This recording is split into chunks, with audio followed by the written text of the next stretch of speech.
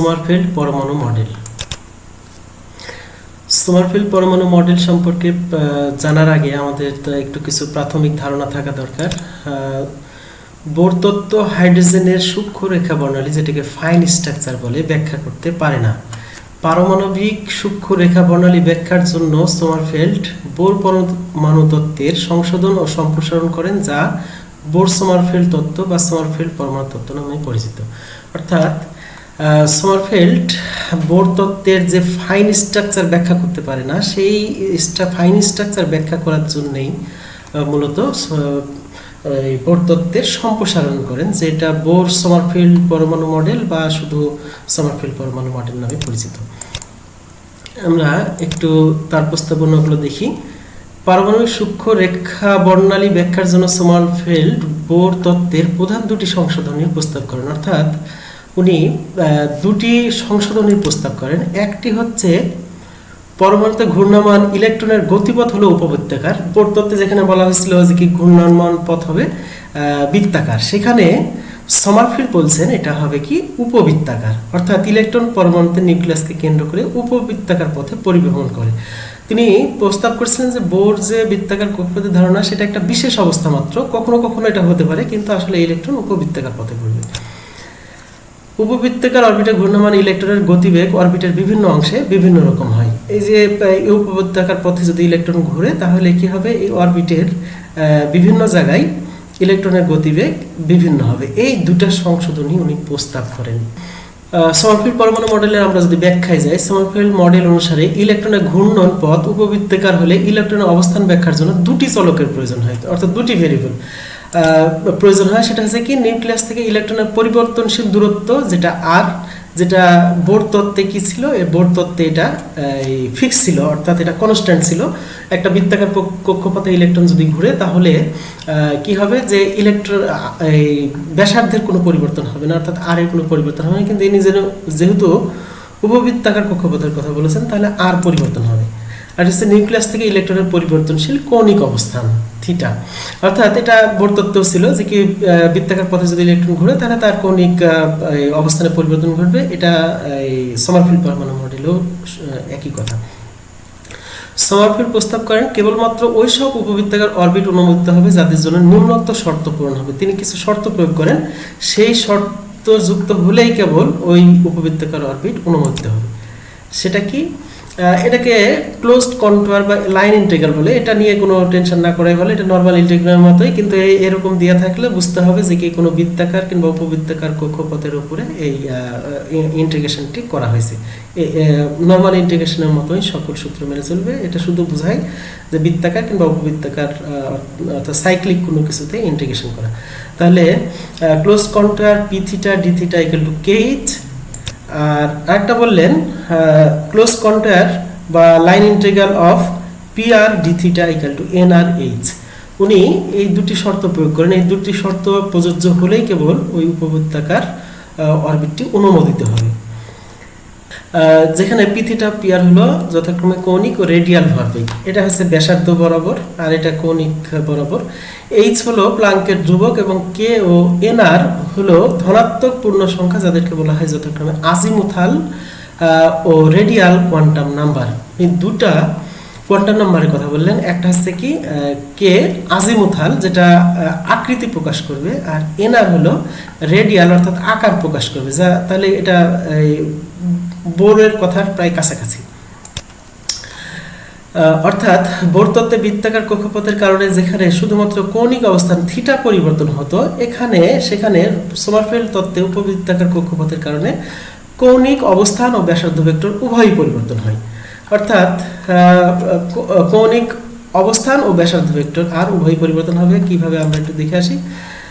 এখানে যদি এই ইলেকট্রনটা এই বৃত্তাকার পথে, যেটা বোর প্রস্তাব করছিল যে এটা একটা হচ্ছে বৃত্তাকার পথে যদি ঘুরে, আর এর মান কখনোই পরিবর্তন হবে না, কারণ এখান থেকে এটাও আর, এখান থেকেও আর, যেখানেই যাক আর এক, কিন্তু থিটা পরিবর্তন হবে। আর সমারফেল্ড বললেন যে এটা উপবৃত্তাকার কক্ষপথে ঘুরবে, তাহলে উপবৃত্তাকারের কি থাকে, মেজর এক্সিস থাকে, মাইনাস এক্সিস থাকে। এখান থেকে এই দূরত্বটা ছোট হবে, এখান থেকে এই দূরত্বটা বেশি হবে, অর্থাৎ আর এর মান বিভিন্ন জায়গায় বিভিন্ন রকম। তেমনই ভাবে এটা ঘুরতে থাকলে থিটার মানও পরিবর্তন হবে। অর্থাৎ দুটি চলকের কথা সমারফিল্ড বললেন।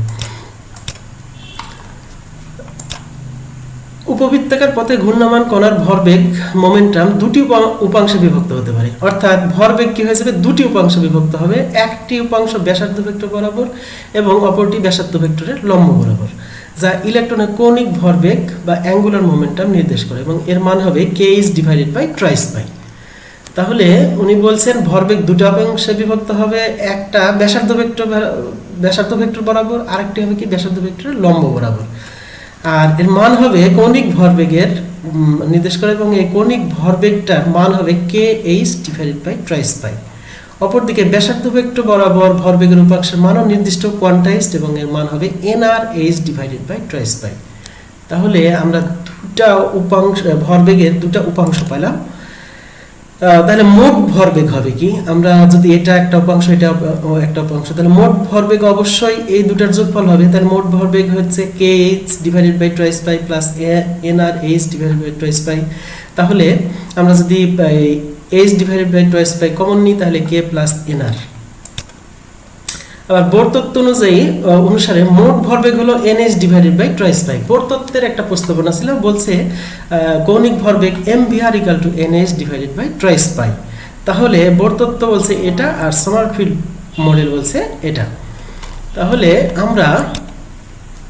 সুতরাং আমরা বলতে পারি n = k প্লাস nr, এই দুটাকে যদি কম্পেয়ার করি তাহলে h/2π তাহলে এখানে কি আছে k প্লাস nr আর এখানে n, তাহলে n সমান k প্লাস nr, এটা আমরা দিলাম 1 নম্বর সমীকরণ।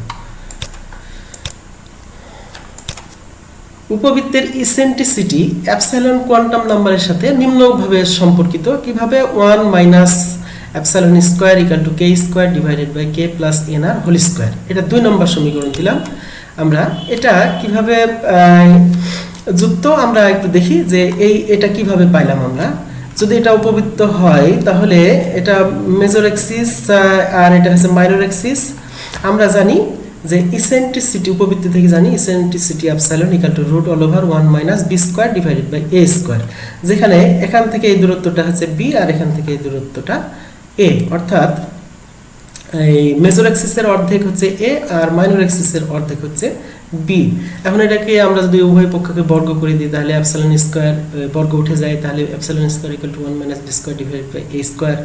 তাহলে 1 কে যদি আমরা এই পাশে নিয়ে আসি এপসাইলন স্কয়ার -1 সমান b² / a², উভয় পক্ষকে যদি মাইনাস দ্বারা গুণ করে দিই তাহলে দাঁড়ায় 1 - এপসাইলন স্কয়ার = b² / a²।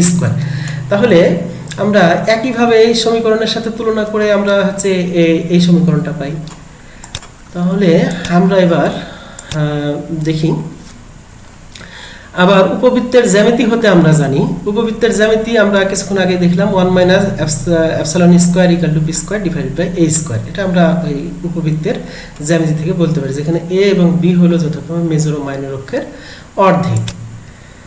তাহলে 2 এবং 3 নম্বর সমীকরণ হতে আমরা কি পাই, 2 এবং 3 নম্বর সমীকরণকে যদি এক জায়গায় করি তাহলে b² / a² = k² / k plus nr whole square.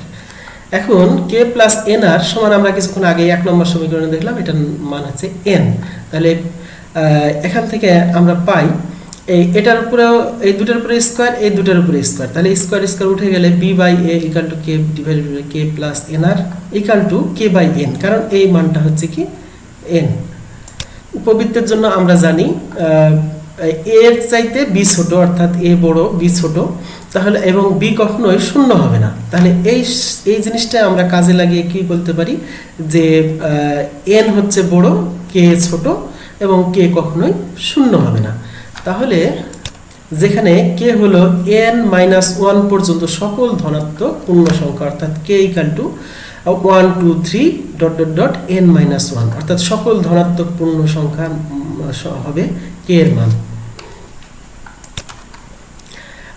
যেখানে যখন k এবং n সমান তখন ইলেকট্রনের ঘূর্ণন পথ হয় বৃত্তাকার, অর্থাৎ k এবং n সমান হয়ে গেল তাহলে কি হবে, ওই উপবৃত্তাকার কক্ষপথটা তখন বৃত্তাকার পথ হবে, অর্থাৎ বোরের বৃত্তাকার কক্ষপথ একটি বিশেষ অবস্থা মাত্র। সোমারফেল্ড প্রস্তাব করেন ইলেকট্রন উপবৃত্তাকার পথে ঘুরতে থাকলে একই উপবৃত্তাকার পথে আর ফিরে আসবে না, কারণ উপবৃত্তাকার পথে ঘূর্ণনের ফলে নিউক্লিয়াস হতে ইলেকট্রনের দূরত্বের পরিবর্তন হবে, যার ফলে এর গতিরও পরিবর্তন হবে। উনি বললেন যে এই যে উপবৃত্তাকার পথে ঘুরছেন, উনি ঘুরতে ঘুরতে একই উপবৃত্তাকার পথে ইলেকট্রন আর কখনোই ফিরে আসবে না, প্রতিবার নতুন নতুন একটা উপবৃত্তাকার কক্ষপথে চলে যাবে, যাদের মধ্যে শক্তির পার্থক্য খুবই সামান্য। দেখি আমরা এখন অ্যানিমেশনের মাধ্যমে এটা একটু দেখি।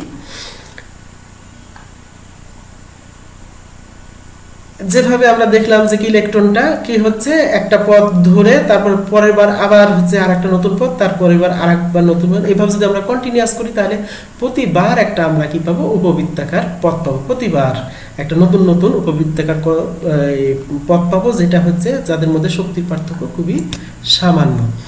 ঘূর্ণনশীল ইলেকট্রনের গতি সর্বোচ্চ হবে যখন এটি নিউক্লিয়াসের নিকটবর্তী হবে, একে পেরিহেলিয়ন বলে। অর্থাৎ এই ইলেকট্রনটা যখন এটা নিউক্লিয়াস, এই নিউক্লিয়াসের কাছাকাছি যখন আসবে তখন এটা পেরিহেলিয়ন অঞ্চল বলবে এবং তার গতি হবে সর্বোচ্চ। আর যখন এটাকে বলছে এপিহেলিয়ন, এই অঞ্চলে গেলে গতি হবে সর্বনিম্ন। সর্বনিম্ন হবে যখন এটি দূরবর্তী অবস্থানে, এপিহেলিয়ন অবস্থানে যাবে, অর্থাৎ এদিক গেলে এর গতিটা কি হয়ে যাবে, সর্বনিম্ন হয়ে যাবে। ইলেকট্রনের গতির এই পার্থক্যের ভরে পার্থক্য ঘটাবে এবং ফলশ্রুতিতে প্রতি ঘূর্ণনে উপবৃত্তাকার পথের পরিবর্তন ঘটাবে। উপবৃত্তাকার পথের এই বিচ্যুতিকে পিসেশনাল মুভমেন্ট বলে। পিসেশনাল মানে ঘূর্ণন, মুভমেন্ট মানে নড়াচড়া, অর্থাৎ ইলেকট্রন প্রতিবার একটা নতুন নতুন কক্ষপথে আসবে। এই ঘটনাটাকে আমরা বলছি পিসেশনাল মুভমেন্ট। সোমারফেল্ড উপবৃত্তাকার পথে ঘূর্ণমান ইলেকট্রনের শক্তির সমীকরণ সংশোধন করে নিম্নলিখিত সমীকরণ প্রদান করেন। অর্থাৎ তিনি বললেন হচ্ছে ইলেকট্রনের শক্তি হবে কি, En = -2 pi square Z square e to the power 4 m divided by 4 pi epsilon whole square n square h square into 1 plus alpha square z square divided by n into 1 by k minus 3 by 4n। এই সমীকরণটা দিলেন যেখানে alpha = 2 pi square divided by 4 pi epsilon hc = 1/137 হয়। এটা একটা ধ্রুবক। তাহলে আমরা এখান থেকে দেখতে পাচ্ছি যে এই টার্মটার পরে আছে 1, তারপরে এটা ফ্র্যাকশন আকারে আছে, অর্থাৎ k এর মান যদি বাড়ে তাহলে এখানে k এর মানের পরিবর্তনের সাথে e এর মানও পরিবর্তন হবে।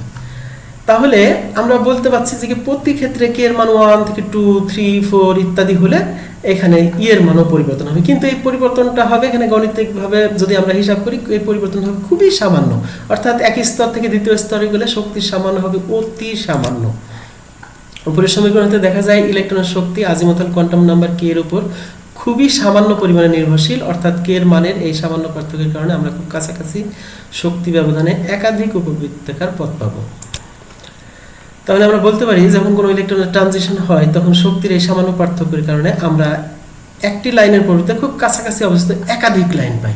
অর্থাৎ যেহেতু প্রতিবার নতুন নতুন কক্ষপথ হবে এবং তাদের মধ্যে শক্তির সামান্য পার্থক্য, তাহলে আমরা একটি লাইনের পরিবর্তে কি পাবো, আমরা একাধিক লাইন পাবো। k এর মানের পরিবর্তন সীমাবদ্ধ, রেস্ট্রিক্টেড, এবং তা হলো del k = +- l। এটাকে সিলেকশন রুল বলে। সোমারফেল্ড এই যে এই ট্রানজিশন, ইলেকট্রনের ট্রানজিশন উনি হচ্ছে কি সীমাবদ্ধ করে দিলেন, যে বললেন যে del k = +- l। এটাকে বললেন তিনি অ্যালোড ট্রানজিশন। অর্থাৎ দুটি k1 থেকে k2 তে যদি যাই তাহলে পার্থক্য হবে কি 1, তাহলে সেটা অ্যালোড। কিন্তু এই del k দুটা k এর মধ্যে পার্থক্য যদি হচ্ছে 0 হয় তাহলে ফরবিডেন, কিংবা হচ্ছে -2 হয় কিংবা +2 হয় তাহলে ফরবিডেন, এরকম। যে কারণে আমরা অল্প কিছু লাইন পাই, অসংখ্য লাইন পাই না। অর্থাৎ এই সিলেকশন রুলের কারণে, সিলেকশন রুল দিয়ে উনি বললেন যে কি এটা এই ট্রানজিশনগুলো নিয়ে শুধু সম্ভব, বাকি ট্রানজিশনগুলো সম্ভব না। সে কারণে আমরা দেখা যায় অসংখ্য লাইন না পেয়ে আমরা সীমাবদ্ধ কিছু লাইন পাই।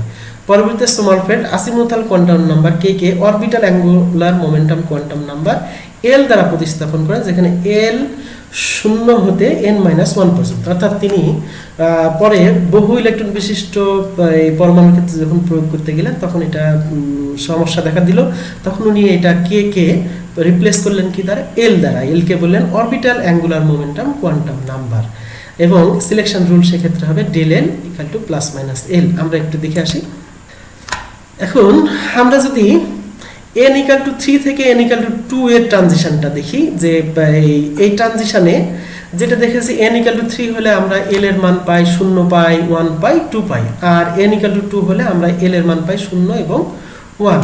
তাহলে পসিবল ট্রানজিশন হচ্ছে কি L2 থেকে L1, L2 থেকে 0, তারপরে L1 থেকে L1, তারপরে হচ্ছে কি L1 থেকে 0, তারপরে এখানে হচ্ছে 0 থেকে 1, 0 থেকে 0।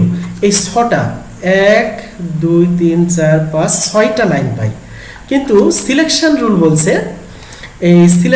বলছে যে কি del L equal to plus minus L হলেই কেবল ওটা হবে, অনুমোদিত হবে, না হলে অনুমোদিত হবে না। প্রথম ক্ষেত্রে আমরা যদি দেখি যে এল 3 থেকে L3 two L2 equal to 1, তাহলে ডেল এল সমান কি হবে +1, এটা অনুমোদিত। এটা ডেল এল সমান +1, এটা অনুমোদিত। আর একটা ডেল এল সমান -1, এটা অনুমোদিত। কিন্তু বাকিগুলোর ক্ষেত্রে হয়েছে কি +2 নিষিদ্ধ, 0 0 এগুলো হচ্ছে কি নিষিদ্ধ। যে আমরা দেখতে পাচ্ছি এই ক্রস চিহ্ন এগুলো হচ্ছে কি নিষিদ্ধ। এর ক্ষেত্রে ডেল এল ইকুয়াল টু +-1 হয় না। তাহলে এগুলো হচ্ছে ফরবিডেন ট্রানজিশন, এগুলো সম্ভব না। শুধু 1 2 3 এই 3টা রেখাই সম্ভব। সমারফেল্ড মডেল অনুসারে যদি হাইড্রোজেন পরমাণুতে তৃতীয় শক্তি স্তর থেকে দ্বিতীয় শক্তি স্তরে আসে, তাহলে এই 3টি লাইন সম্ভব।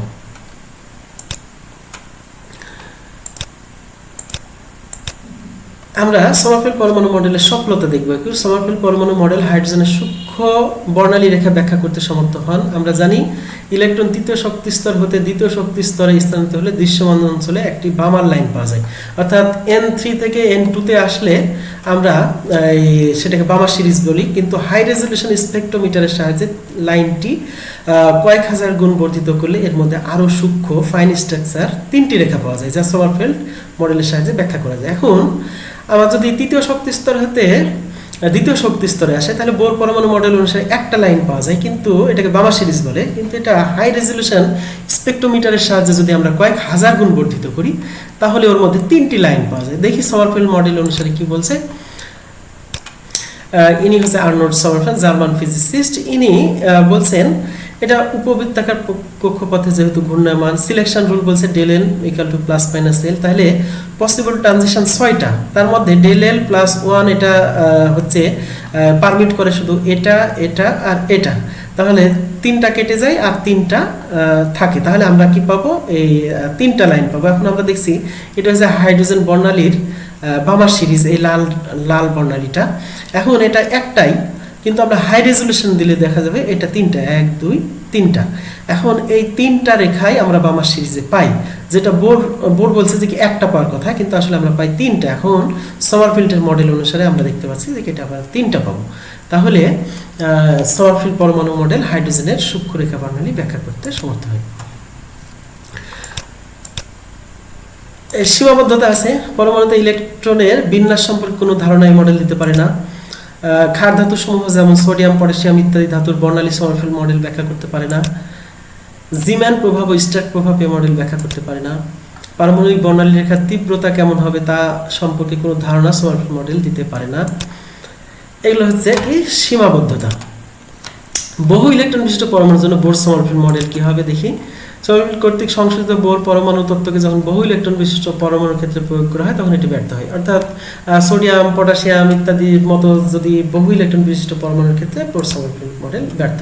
পরবর্তীতে তিনি azimuthal quantum number, K orbital, angular momentum quantum number L দ্বারা প্রতিস্থাপন করেন, যেখানে এল ইকুয়াল টু 0 হতে n-1 পর্যন্ত, এটা সংশোধন করলেন।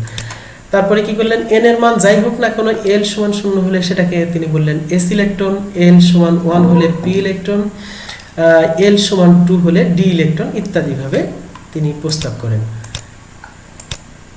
ম্যাগনেটিক কোয়ান্টাম নাম্বারের প্রস্তাব দেখি। 1896 সালে জিম্যান লক্ষ্য করেন চুম্বক ক্ষেত্রের প্রভাবে বর্ণালী রেখাগুলো আরো সূক্ষ্ম রেখায় বিভক্ত হয়ে পড়ে। এই ঘটনাকে তিনি তার নাম অনুসারে জিম্যান নামকরণ করেন, জিম্যান ইফেক্ট নামকরণ করেন। আমরা একটু দেখি জিম্যান ইফেক্ট কি। এই যে এখানে আমরা দেখতে পাচ্ছি একটাই, কিন্তু চুম্বক ক্ষেত্রের উপস্থিতি কি হবে এরকম 1 2 3টা, অর্থাৎ এখানে 3টা লাইন আছে, এই 3টা লাইন আমরা পাই। এরপরে আমরা একটু দেখি যখন চুম্বক ক্ষেত্রের দিকের সাথে সমকোণে রাইট অ্যাঙ্গেলে সূক্ষ্ম রেখাগুলো পর্যবেক্ষণ করা হয় তখন দেখা যায় প্রতিটি রেখা 3টি উপ অংশে বিভক্ত হয়ে পড়ে। অর্থাৎ যখন চুম্বক ক্ষেত্রের দিকের সাথে সমকোণে দেখা হবে তখন প্রতিটি রেখা 3টি উপ অংশে বিভক্ত হয়ে পড়ে, যাদের মধ্যে বাইরের দিকের দুটি চুম্বক ক্ষেত্রের সাথে সমকোণে সমাবর্তিত এবং মাঝেরটি চুম্বক ক্ষেত্রের সমান্তরালে সমাবর্তিত। অর্থাৎ বাইরের দুটি কি হবে চুম্বক ক্ষেত্রের দিকের সাথে সমকোণে আর মাঝের দুটি চুম্বক ক্ষেত্রের দিকের সাথে সমান্তরালে থাকবে। আবার যখন চুম্বক ক্ষেত্রের দিকের সাথে সমান্তরালে সূক্ষ্ম রেখাগুলো পর্যবেক্ষণ করা হয় ওখানে দেখলাম আমরা কি রাইট অ্যাঙ্গেলে, আর এখানে প্যারালালি আমরা যখন দেখব তখন পর্যবেক্ষণ করা হয় তখন দেখা যায় প্রতিটি রেখা দুটি বৃত্তাকার উপাংশে বিভক্ত হয়ে পড়ে, যারা চুম্বক ক্ষেত্রের সাথে সমকোণে সমবর্তিত হয়। অর্থাৎ দুই রকম ভাবে দেখা যায়, একটা রাইট অ্যাঙ্গেলে দেখলে একরকম আর প্যারালালি দেখলে আর এক রকম পাওয়া যাচ্ছে। চুম্বক ক্ষেত্রে উপস্থিত বর্ণালী রেখা এই বিভাজন ব্যাখ্যার জন্য সমারফেল্ড প্রস্তাব করেন চুম্বক ক্ষেত্র বরাবর ইলেকট্রনের মোট কৌণিক ভরবেগ নির্দিষ্ট কোয়ান্টাইজড এবং তা হলো mLh divided by twice pi. উনি একটা নতুন টার্ম প্রস্তাব করলেন যে এই হচ্ছে চুম্বক ক্ষেত্রে উপস্থিত বর্ণালী রেখার এই বিভাজন রেখা সমারফেল্ড চুম্বক ক্ষেত্রে বরাবর ইলেকট্রনের মোট কৌণিক ভরকে উনি কোয়ান্টাইজড করলেন এবং তা হলো কি mLh divided by twice pi, যেখানে ml এর মান পূর্ণ সংখ্যা ইন্টিগ্রাল, ml কে বলা হয় চুম্বক কোয়ান্টাম নাম্বার। যেহেতু ইলেকট্রনের কৌণিক ভরবেগ নির্ণয় করা হয় orbital angular momentum quantum number L দ্বারা, কৌণিক ভরবেগ নির্ণয় করতে গেলেই এটা লাগবে, এল লাগবে। তাহলে সেহেতু চুম্বক কোয়ান্টাম সংখ্যা ml এর মান এল এর উপর নির্ভরশীল এবং তা ml = প্লাস মাইনাস এল, এটা উনি বললেন। কিন্তু আরো কথা আছে, যখন চুম্বক ক্ষেত্রের দিকের সাথে সমকোণে বর্ণালী রেখার বিভাজন ঘটে তখন ml = প্লাস মাইনাস এল এই মান পাওয়া যায়। অর্থাৎ এটা ভ্যালিড হয় তখনই যখন সমকোণের বর্ণালীগুলো দেখব। কিন্তু আবার চুম্বক ক্ষেত্রে সমান্তরাল বর্ণালী রেখার যে বিভাজন তার মান অবশ্যই ml = কি হতে হবে, শূন্য হতে হবে, সেটা অবশ্যই শূন্য হতে হবে। তাহলে সমকোণে দেখলে আমরা এই মানটা পাচ্ছি আর সমান্তরালে দেখলে আমরা কি পাচ্ছি, এই মানটা পাচ্ছি। তাহলে আমাকে বলতে হচ্ছে ml এর জন্য গৃহীত মান পাওয়া যায় ml = 0 প্লাস মাইনাস এল। এই হলো ম্যাগনেটিক কোয়ান্টাম নাম্বার প্রস্তাব। l = 1 হলে ml = কি হবে 0 প্লাস 1 মাইনাস 1, এই মানগুলো হবে। আমরা এখানে দেখতে পাচ্ছি এটা ওয়েভ মেকানিক্স থেকে আসছে। এখন আমরা জানি যে ওয়েভ মেকানিক্স থেকে এই সব জিনিসগুলো সবগুলোই আসছে, কিন্তু সমারফিল্ড মডেল বলছে যে কি এটা যদি l = 1 হয় তাহলে আমরা দেখতে পাচ্ছি 0, তারপরে হচ্ছে এই প্লাস 1 মাইনাস 1, অর্থাৎ এখানে তিনটা অরবিটাল পাওয়া যাবে। l = 1 হলে যেহেতু p ইলেকট্রন বলা হয়েছে এবং p এর তাহলে কি হবে তিনটা অরবিটাল থাকবে। একটাকে আমরা যেটা হচ্ছে m = 0 বলতে পারি, সেটা যদি x অক্ষ বরাবর হয় তাহলে সেটা 0, বাকি দুটো একটা প্লাস একটা মাইনাস হবে। এবার স্পিন কোয়ান্টাম নাম্বারের প্রস্তাব। পারমাণবিক বর্ণালীতে বিদ্যমান রেখা বর্ণালী সমূহের ব্যাখ্যার প্রচেষ্টায় 1925 সালে উলেনবেক এবং গুডি-স্মিথ প্রস্তাব করেন ইলেকট্রন যখন নিউক্লিয়াসকে কেন্দ্র করে পরিভ্রমণ করে তখন তার নিজে অক্ষকেও কেন্দ্র করে। অর্থাৎ এই উলেনবেক এবং গুডি-স্মিথ বললেন যে ইলেকট্রন যদি ঘুরে সেটা কোন ভাবে ঘুরে, তার নিজ অক্ষকে কেন্দ্র করেও তো ঘুরবে। তাহলে অর্থাৎ ইলেকট্রন মোট কৌণিক ভরবেগের সাথে নিজ অক্ষকে কেন্দ্র করে ঘোরার ফলে সৃষ্ট কৌণিক ভরবেগ বিদ্যমান। অর্থাৎ আমরা যে বারবার বলছি মোট কৌণিক ভরবেগ, সেখানে অবশ্যই ইলেকট্রনের ঘূর্ণনজনিত নিজ অক্ষকে কেন্দ্র করে ঘূর্ণনজনিত কৌণিক ভরবেগ বিদ্যমান। ইলেকট্রনের ঘূর্ণনজনিত কৌণিক ভরবেগ নির্দিষ্ট কোয়ান্টাইজড এবং তা msh divided by twice pi. উনি বললেন যে এটা হবে কি msh divided by twice pi, যেখানে ms হলো ঘূর্ণন কোয়ান্টাম সংখ্যা বা স্পিন কোয়ান্টাম নাম্বার বলছি। ms কে শুধু s দ্বারাও প্রকাশ করা হয় এবং এর মান হচ্ছে কি প্লাস মাইনাস হাফ, অর্থাৎ এর দুটি মানই সম্ভব, কেবল একটা প্লাস হাফ আর একটা মাইনাস হাফ। ঘড়ি কাটার দিকে বা ক্লকওয়াইজ হলে প্লাস হাফ এবং বিপরীত দিকে হলে অ্যান্টি ক্লকওয়াইজ বা মাইনাস হাফ। আমরা দেখতে পাচ্ছি ইলেকট্রনের ঘূর্ণন যদি ঘড়ির কাটার দিকে ঘুরে তাহলে প্লাস হাফ আর যদি বিপরীত দিকে ঘুরে তাহলে মাইনাস হাফ।